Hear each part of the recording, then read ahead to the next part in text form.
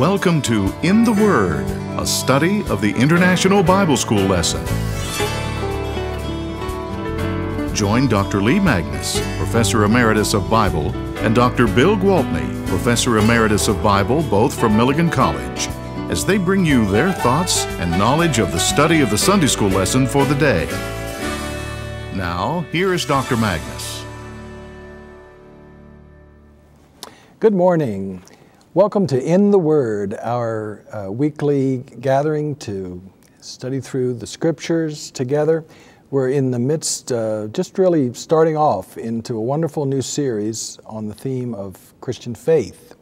And our first three lessons are from the book of Acts. This is our third from the book of Acts. Dave Roberts, Dr. Roberts is with me again, and we're looking forward to the time when Dr. Gwaltney can be back in his spot. But we're very grateful to have you here, and we've had some good discussions together. Enjoy being here in these last few weeks. Last week we started the first missionary journey, and we read about the congregation in Antioch. Saul and Barnabas, and his name was changed to Paul. Yeah. Went to Cyprus. Yeah, and we got them a good ways into the first missionary journey as they traveled across the island of Cyprus with at least two missionary stops there that we know about. And now they've come up to their second main area of focus, which is south central Turkey, sometimes referred to as Asia Minor, but we know it today as Turkey. And that was actually kind of Paul's home territory in a sense. In a way, yeah. Tarsus wasn't too far away from there. And so the first two places they went to on that first missionary journey were places that Barnabas and Saul felt comfortable with in terms of the culture and all of that. But now we're jumping to chapter 14, where we're going to read about the ministry of Paul and Barnabas in Lystra. Right. Catch us up. What's happened since Paphos and Sergius Paulus? Well, they got to the coast of Asia Minor, Turkey, and went up to the city of Antioch of Pisidia. Not the Antioch they came from in Syria, but Antioch of Pisidia. And they always go to the synagogues first, whenever there's an opportunity. And it shows a pattern in their missionary methods of going to urban areas, going to cities where there were people, and if possible, going to people who would have at least some background first before they begin to preach. So going to synagogues was the pattern, but of course Jewish people were not always glad to hear them. Some would be and some would not, and that was the case in Antioch. There was opposition, even to the point that when they went further on the journey, some of the people from Antioch pursued them, as it were, to make trouble for them. Yeah. Then they, from Antioch of Pisidia, they went eastward to a smaller town of Iconium. And there the pattern was replicated exactly. Right. They went to the synagogue, they preached. There were some people who were convinced of the gospel preaching, became converts to faith in Jesus Christ. But some of the synagogue leaders were hostile to their message and were threatened. And so they kind of joined in then with the disgruntled Jews of Antioch in opposing them. Yeah, and Iconium is the first of kind of a Tri-Cities area, which is interesting to us around here. Iconium, Lystra, and Derbe. And yeah. They were a little bit farther apart than our Tri-Cities are, but not much, you're right. So, well, that's good. That brings us then to their ministry in Lystra, which is going to be a little different. It doesn't follow the pattern that you've explained from Antioch and Iconium because the city is different. Right. And so what we see here is the flexibility, I think, of Barnabas and Saul, Paul and Barnabas, to kind of retool their ministry, refocus it in a way that will have prime effectiveness. right. Well, let me read about the ministry in Lystra. We'll be starting in Acts chapter 14, verse 8. In Lystra there sat a man who was lame. He had been that way from birth and had never walked. He listened to Paul as he was speaking. Paul looked directly at him, saw that he had faith to be healed, and called out, "Stand up on your feet." At that, the man jumped up and began to walk. When the crowd saw what Paul had done, they shouted in the Lycaonian language, "The gods have come down to us in human form." And now our reading skips down to verse 19. Then some Jews came from Antioch and Iconium and won the crowd over. They stoned Paul and dragged him outside the city, thinking he was dead. But after the disciples had gathered around him, he got up and went back into the city. The next day he and Barnabas left for Derbe. They preached the gospel in that city and won a large number of disciples. Then they returned to Lystra, Iconium, and Antioch, strengthening the disciples and encouraging them to remain true to the faith. "We must go through many hardships to enter the kingdom of God," they said. Paul and Barnabas appointed elders for them in each church, and with prayer and fasting committed them to the Lord, in whom they had put their trust. Well, this is a different approach. And the missing verses in between our printed text tell us just how different a place this was. Yes, it was essentially a pagan area in that there were not enough Jews to have a synagogue as far as we can tell. And they spoke Greek enough that Paul and Barnabas could communicate with them and get the gospel to them. But their native language was this Lycaonian language, which apparently Paul and Barnabas didn't speak. And when the lame man was healed, the people had this reaction that the gods have come down to us in human form, and immediately started running around to make sacrificial offerings to Hermes, the speaking god, Paul, and Zeus, the silent, quiet chief god, Barnabas. And when they began to prepare the sacrifices, Paul and Barnabas realized what they were doing and immediately said, no, we're humans like you, and they settled them down. But whether they were embarrassed by it or whatever, we don't know, because they were open to opposition very quickly. Yeah, they flipped from worship to stoning. Right. We think we know why the people of Lystra, who, by the way, I like to call the Listerines. Yeah, okay. Is that okay? Does that sound too much like mouthwash? Yes. At any rate, we think we know why the people of Lystra reacted in such a bizarre way to immediately start worshiping Paul and Barnabas. There is a myth, a legend. Of course, we call myths myths because we don't believe they're true. But we have to remember, ancient people thought they were true. So there's what we call a myth, a legend, that involves the town of Lystra. And it goes like this. One day Zeus and Barnabas... Zeus and Hermes. Zeus, thank you. One day Zeus and Hermes decided to visit Lystra, and they came disguised as beggars. And they knocked on every door in the town saying, would you give us something to eat? And every door was slammed in their face until they got to the far side of town.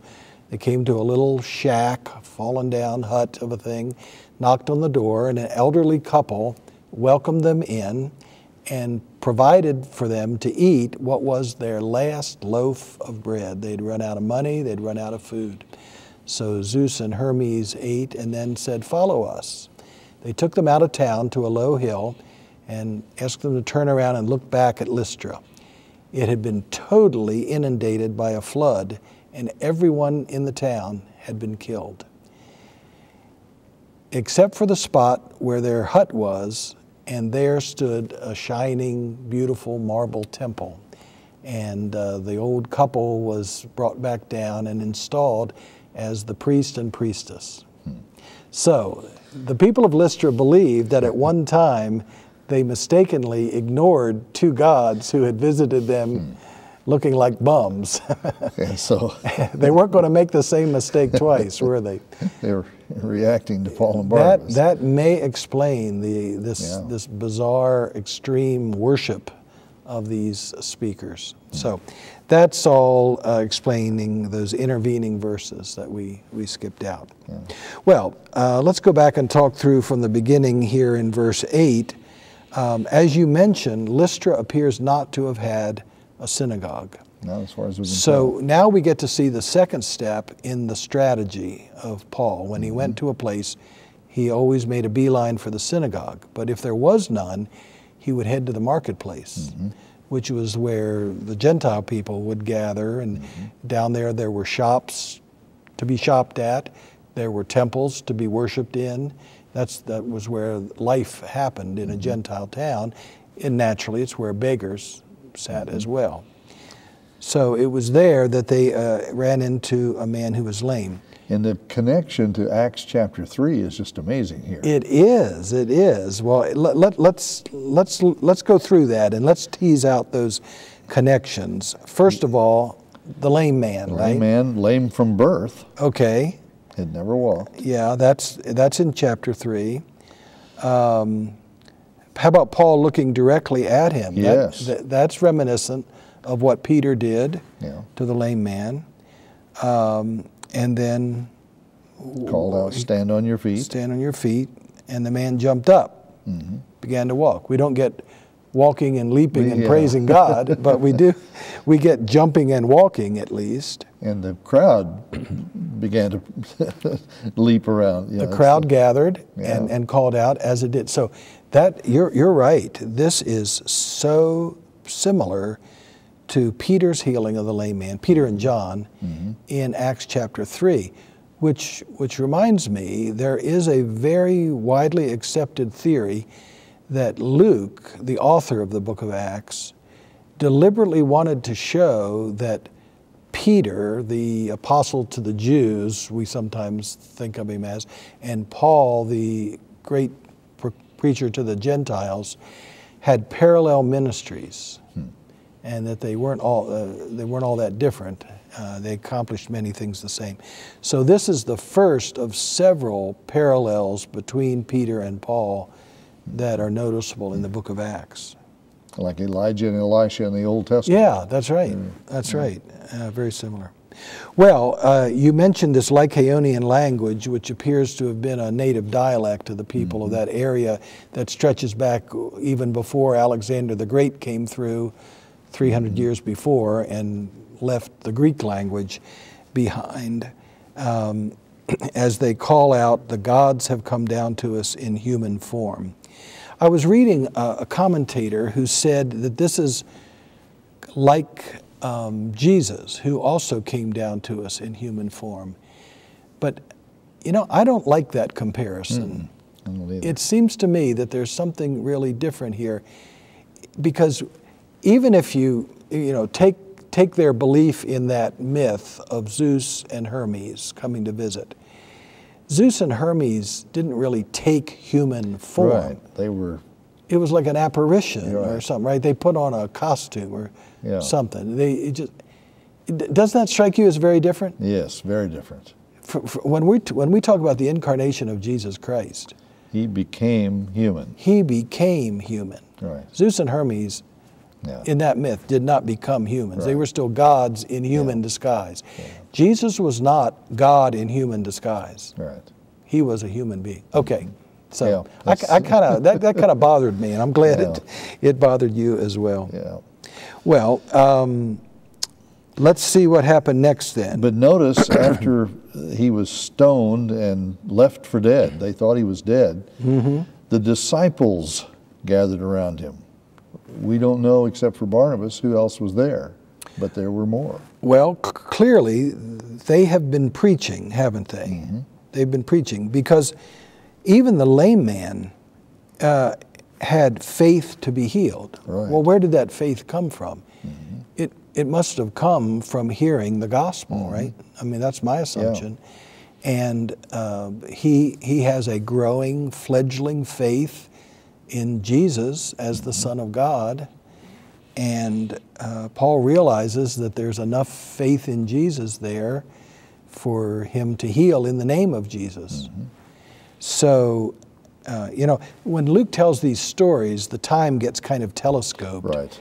But Paul and Barnabas could have been weeks in Lystra. Yeah, and in the subsequent verses, where it talks about they came back through these cities, including Lystra, there were enough disciples there to essentially establish a church with leadership. Yes, good point. Not only enough disciples to teach further, but enough had developed to a spiritual point in which they could function as spiritual leaders, right? Yeah. As elders. Yeah.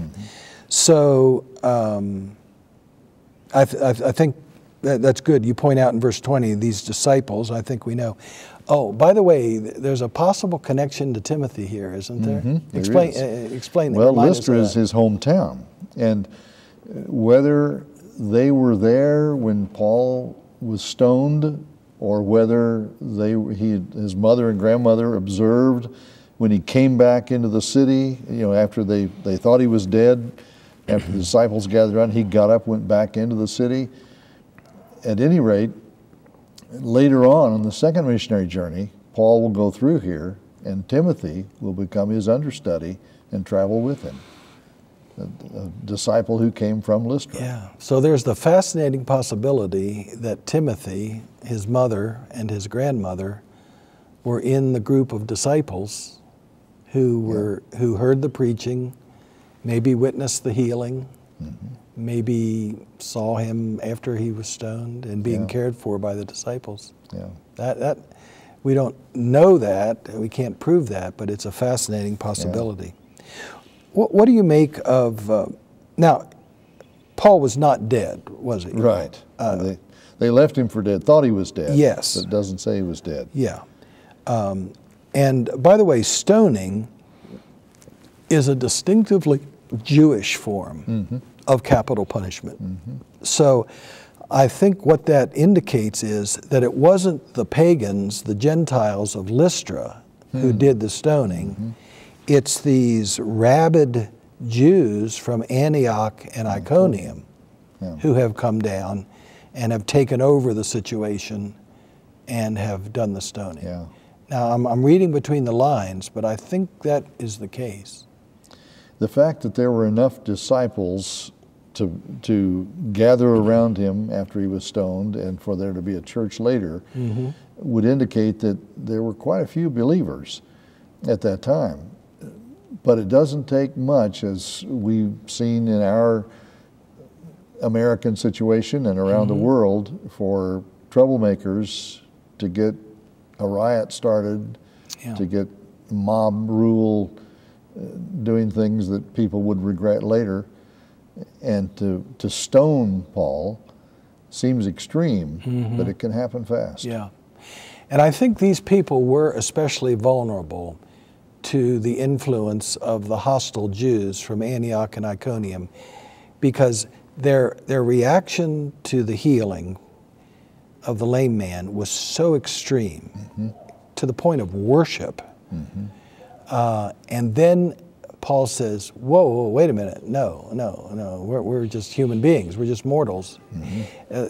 They would have kind of been put to shame a little bit or embarrassed by that. And then to have people come and cast Paul and Barnabas' ministry in the worst possible light, there's kind of a pendulum swing here from worship to hostility. And I think they just kind of turned them over to the Jews to be stoned.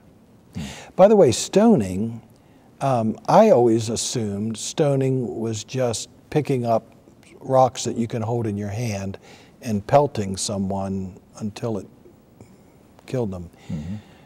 Stoning, as practiced by Jews, involved laying a person down on the ground and then dropping huge boulders on their chest. And that sometimes would stop their heart or their lungs or what, it would kill them on the spot. And then only if that did not kill them would they begin the pelting. At any rate, for whatever that's worth, that appears to be the process of stoning. And there's a little irony here. This is not the first stoning Paul has been at. That's true. That's right? Stephen? Stephen was stoned, and he was there to hold the coats. Back in Acts chapter 7. Yeah. So here, Paul is getting kind of a taste of his own medicine, I guess. So he's not dead. He was probably unconscious, and they thought he could be dead. But it is fascinating, the number of disciples who are here. I also wonder if, since hostile Jews from Antioch and Iconium followed him to Lystra, if maybe some of the converts, some disciples that had been made, a few at least, in Antioch and Iconium, had also gone with Paul and Barnabas to assist in their ministries in that region. Yeah. Since, We just don't know. John Mark wasn't there to help anymore, Yeah. but I'm just imagining. But it is interesting that, we talked about the methods of going to metropolitan areas or urban areas where there were people, and they also did not go as solo lone eagles individuals. They went as a team. Yeah. The two, and later on Paul would have others with him on his journeys. Right. But it was a matter of going together. Yeah. And what they wanted was a team of 3. That was their intention until John Mark bailed out on them. And when as we know from our reading in the book of Acts, when Paul started his second missionary journey, it was Paul and Silas, and they picked up Timothy, perhaps to serve a John Mark-like role. And Barnabas took John Mark on the second journey with so another direction. They always went as a team. Now, it's a little bit surprising that Paul went back into Lystra after he recovered, but that may be because he wasn't feeling well enough to go on anywhere. There's going to be a return that comes up in a few verses that's even more surprising. But first, we need to slip in their ministry in Derbe. Yes. And that's in verse 21. It's a very brief description, but it's beautiful, isn't it? Preach the gospel and won a large number of disciples. That's what they're there for. Yeah. To preach the gospel and to watch the community of the faithful grow in number. And that's in the town of Derbe. So now we have disciples in Lystra, we have disciples in Derbe. And it's here in this verse where the surprising return comes. They turn around and go back where they'd come from. Now, let's talk for a minute about what's odd about that, or surprising about that, or bizarre. What do you think? Well, you think if they're just traveling to new places, they've been there, why go back? Yeah, why not go on to someplace new? So one thing that surprises us is that there are more places to visit. It seems like they should be going on. I think another reason for surprise is they're going back into the teeth of hostility. Exactly. These places weren't all welcoming. The first place they go back to is a place where he just got stoned. Yes. Now that's brave, but it's more than just bravery. He has a reason for going back. They have a reason for going back. And he not only went back to Lystra, where he was stoned by those Gentiles who kind of flit back and forth, but he goes back to Iconium and Antioch, where the hostility, where the seat of the hostility was. But you see all through Paul's ministry, we see it in the book of Acts, we see it in his letter writing especially, that he was concerned not just to make the instantaneous conversion of people, but to establish them as disciples, which is what Jesus said to go and do. Yeah. And so he would go back, he would visit, he would write letters, he would encourage them, he would pray for them. It was a part of his ministry to continue to be concerned about them as Christians. Yeah. I was teaching in India one summer. You've taught in India, I know. And my wife Pat and I were there one summer teaching, and I heard someone talking about a big evangelistic rally. Some high-powered evangelists from the United States had come and rented a soccer stadium. And there were going to be like 80 or 100,000 people there. I said, wow, that's really significant, isn't it? And he said, oh, yeah, and he said he'll get people coming down the aisles. And I said, well, I guess that thrills you, doesn't it? And he said, no, not really. He comes every year, preaches to a crowd of 80 to 100,000, and the same people come down the aisle every year. They never get connected to churches. They never grow in their faith. They just come and get all excited one night and get resaved or whatever. Yeah. And that really I thought of Paul and that, how Paul was not willing just to be an evangelist. He wasn't a love them and leave them evangelist. Right. Yeah. He wanted to nurture them.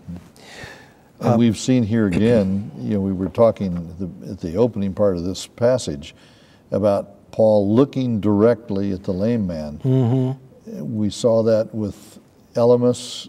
We saw it with the lame man at the temple. Looking directly indicates that they cared about people. Yeah. Well, let's list the things they went back to do. By the way, there was another good reason not to go back. If he could have gone on east toward home in Antioch, he would have passed through Tarsus, his own home. Yeah. But instead they returned. And let's look at the reasons they returned. They wanted to strengthen those disciples. They wanted to encourage them to remain true to the faith. Yeah. And that word encourage is the Barnabas name. Yeah.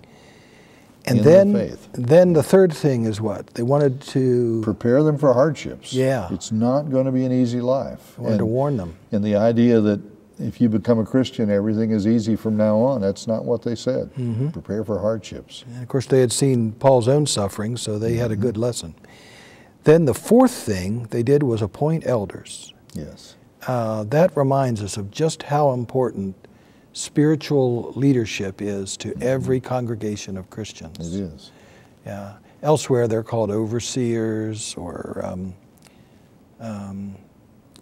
bishops, pastors, shepherds, but here's the term elder for each church.